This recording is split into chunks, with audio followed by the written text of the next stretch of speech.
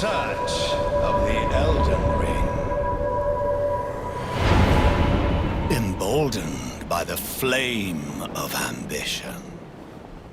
Are you talking about us or about FromSoft? Because their latest addition to the Soulsborne family certainly is ambitious, shifting their infamous, frequently imitated formula into a beautiful open world packed with mystery and discoveries in a setting that boasts a fresh veneer of semi-ambiguous lore, helped along by famed Game of Thrones author George R.R. Martin. Well, you'd have to be pretty emboldened to even attempt something like Elden Ring. But make no mistake, while your character may be tarnished, there's plenty of shining splendour on offer here, as FromSoft matched our impossible expectations and then some. After an intriguing teaser in 2019, we had precious little information until last summer, when Elden Ring hype picked up the momentum of a speeding skeleton wheel, and after last week's network test, we've been practically spoiled for details great and small to pore over ahead of its highly anticipated release on the 25th of February. But enough rambling, let's get down to brass tacks. Right? Because brass can be tarnished? Forget it. I'm Ben from TripleJump, and here are 10 things you need to know about Elden Ring.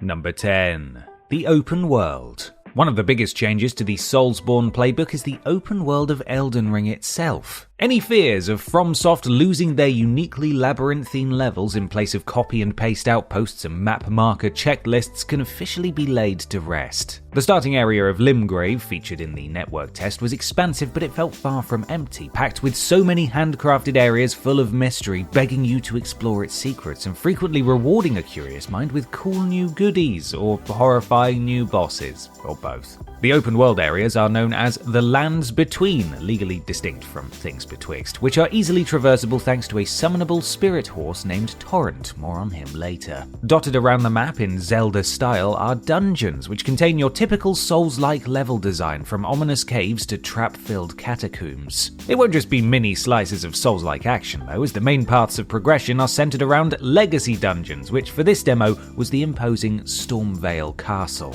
Day and night cycles are here, sometimes affecting the types of enemies you'll see, like bats or nocturnal bridge guards, and weather effects also leave a lasting mark. For example, we saw localized thunderstrikes leaving behind valuable items. Fast travel is blocked in dungeons, but available from anywhere in the Lands Between, and will transport you to any discovered Sites of Grace, which act as your bonfires or checkpoints seen in previous games. Speaking of which, Number 9. Similarities and differences from previous games. While Elden Ring seems more accessible to newcomers than any prior Soulsborne, it is still undoubtedly a Soulsborne game. Any existing fans will quickly see this as a triumphant culmination of everything from software, with clear influences from Bloodborne and Sekiro, but the Souls titles have by far the biggest impact here. Essentially, it could easily pass for Dark Souls 4 had everything not been renamed. The currency from killing enemies, previously souls, are now called runes, used to level up and purchase gear. What were bonfires are now sites of grace, the safe havens where you respawn and can do various things like assign sorceries and incantations, this game's miracles, apply ashes of war, which are the new weapon arts, redistribute your flasks of crimson tears, aka your Estus flask of healing, and flask of cerulean tears used for magic or FP. And crucially, you can also level up at these sites of grace without the need for a magical level lady, although one is here by the unusual name of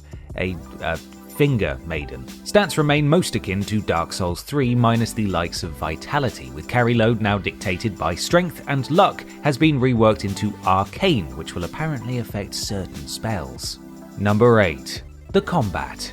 Ah yes, the burning question on everyone's mind, just how hard is Elden Ring? Well, it's a Soulsborne game, which obviously means it's pretty challenging, but it's rarely cruel in its difficulty, adopting the genre's classic harsh but fair mentality. There are a few changes to keep veterans on their toes, or in the air, as it were, as you can jump now. Like an actual vertical leap, not just an awkward running stumble. Combined with the double jump from your horse, we'll get to him soon, promise. There's added emphasis on verticality, seen in level design and combat encounters. Jump attacks are easier with this dedicated jump button, and you can fire your bow in midair for added style points. There are no style points, to be clear. clear. Guard counters are new, done with R2 right after a blocked attack, great for breaking enemy shields. Two-handing is remapped to holding triangle and then pressing either hand's light attack. The new stealth stance is excellent, very handy for whittling down large groups, although watch out for enemies with horns that will alert a whole camp if they spot you. Power stances from Dark Souls 2 are back in a shock return, giving a new moveset when dual-wielding similar weapon styles. And weapon arts from Dark Souls 3 make a return in the form of... Number 7. Ashes of War. These new Ashes of War can be found all over the land, providing some very exciting new moves to your boring old weapons. Activatable by pressing L2 when two-handing a weapon or with certain left-handed items like shields, these range from downward sweeping magic greatswords to zapping enemies from afar with targeted lightning to adding a deadly blast of wind with your swipe. Each one has a certain style of weapon it can be assigned to, such as slashing or piercing weapons, but not all these skills are attacks. Some will be buffs or heals, like Holy Ground for shields, replacing the old reliable parry as a trade-off. This means even melee-focused builds can make use of their magic pool for extra avenues of attack. You can assign existing ashes at will, handy for serial weapon swappers, and what's more, this system also replaces the old infusion and ascension mechanics from previous Souls games, altering and boosting the weapon's stats. Standard weapon improvements are still done at blacksmithing stations and presumably actual blacksmiths later on, but no longer do you need to faff around with numerous blacksmith stones or twinkling titanites to add lightning or magic damage. Simply add an Ash of War and you'll have the option to change the infusion with all the altered damage and stat scaling done by default. Number 6. New Magic.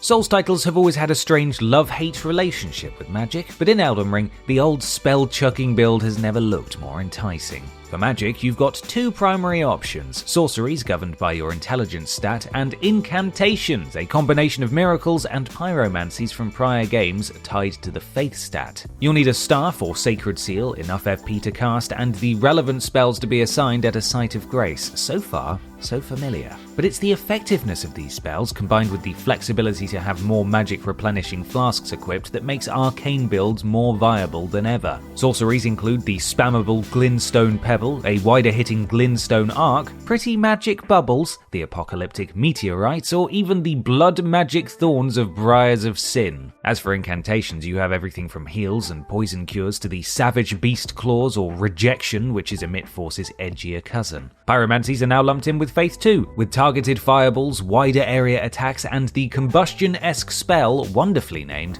O Flame. And hold on to your undergarments, because then we've got the dragon spells. Dragonfire spews forth a devastating breath of flame, while Greyol's Roar causes huge damage and debuffs at close range. And many spells can be charged up by holding the cast button for some added oomph. Number 5. Horseback gameplay. What? A rideable horse? In my FromSoft game? What is this, Barbie Race and Souls? This might be the biggest actual gameplay change we've seen in a Soulsborne game, one that could make or break the expansive world of Elden Ring, so it's a good job your mount is easy to control and fun to use. After meeting a certain maiden early on, you'll be given a ring to summon your trusty spectral steed Torrent, and once you do, you'll be bombing through the lands between and discovering all new secret areas with your double jump, or 2/3 of a triple jump if you want to get not sued about this. Torrent can be summoned anywhere in the open world areas, though naturally horseback is blocked in the classic Souls-style dungeons and also unavailable during any co-op or invasion-based multiplayer. Not only can you jump twice, but in certain areas, air currents allow you to soar huge distances in the air, providing shortcuts and access to hidden areas as you can control the direction of your jump. Combat is also possible on horseback, which is tricky but satisfying to pull off and often essential for larger or faster foes, using the shoulder buttons to attack left or right. Don't worry about potential Red Dead Redemption tragedies either. While your horse can die in combat, leaving you flat on your face for several seconds, you can revive him in combat by spending a healing flask.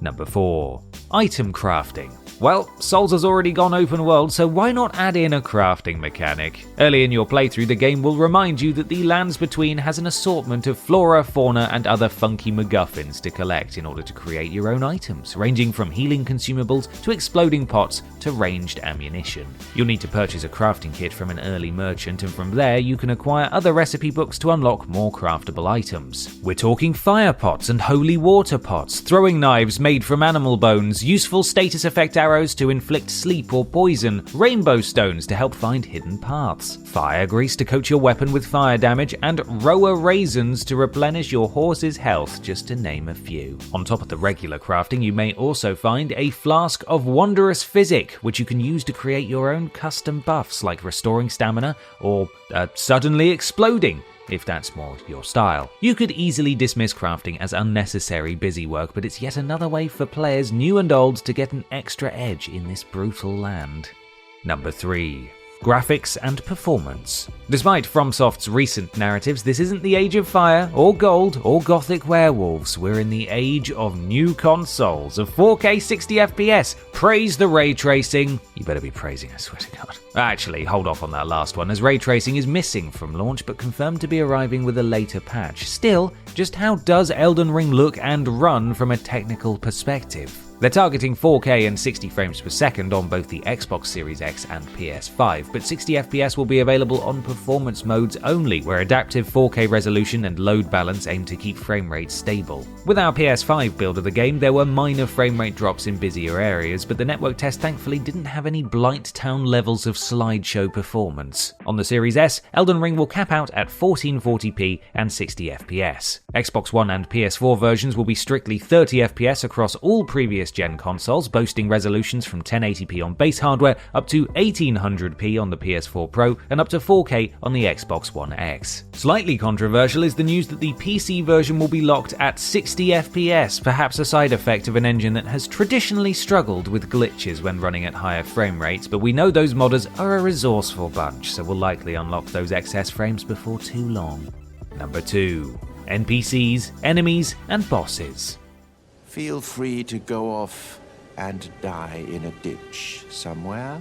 Yes, we still have your classic FromSoft NPCs, all mysterious and vaguely sinister, and yes, we have a big selection of awe-inspiring bosses just based on the network test section alone. The two most notable NPCs include Finger Maiden Melina, who makes an ambiguous reference to the Erd Tree, and the friendly merchant Kale, who briefly mentions the shattering of the Elden Ring and the subsequent influx of Tarnished like your player character. Just like any self-respecting Soulsborne title, you will have to work for your lore and world building, but we've no doubt it'll be worth it. Enemy design is fantastic, ranging from your traditional soldier types and giants to massive enemy crabs, eagles with sword feet, and poison-spewing flowers. Enemy groups will be dotted throughout the map, both stationary and roaming, and should you stop one of these wandering convoys by killing one of the giants towing them, you can bag some nice rewards. Killing these groups will sometimes replenish your flasks, removing the stop-start nature of going back to heal and keeping the exploration loop flowing for longer. Great little touches help make the world feel a bit more lived in rather than the desolate ruins of souls past. Enemies will hesitate to see if you're friend or foe, and wandering wildlife proves not everything is out to kill you.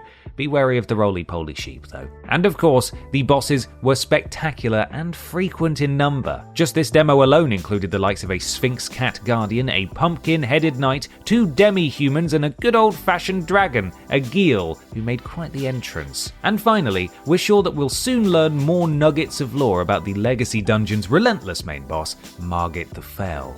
Number 1.